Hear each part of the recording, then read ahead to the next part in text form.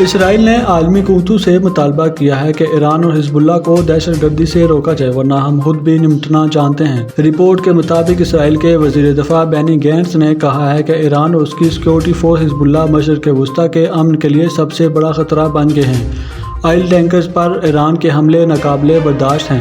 اسرائیلی وزیر دفاع نے عالمی قوتوں سے مطالبہ کیا ہے کہ ایران اور حزب اللہ کو جارحیت سے روکا جائے۔ اسرائیل اکیلے بھی ان کو صبر سکھا سکتا ہے، لیکن ہم عالمی برادری سے ہٹ کر کچھ نہیں کرنا چاہتے تاکہ دوست ممالک کو شکایت نہ ہو۔ وزیر دفاع نے مزید کہا کہ اگر عالمی قوتیں ایران کو نہیں روکیں گی تو اسرائیل تنہا ایران اور حزب اللہ کا مقابلہ کرے گا اور حزب اللہ پر دباؤ ڈالنے کے لیے لبنان میں اہم اہداف کو نشانہ بنانے کے لیے تیار ہیں۔ اسرائیلی وزیر دفاع نے عالمی قوتوں کو مخاطب کرتے ہوئے مزید کہا کہ ایران جوہری منصوبوں پر تیزی سے کام کر رہا ہے، اس لیے اب غیر جانبدار رہنا ممکن نہیں رہا۔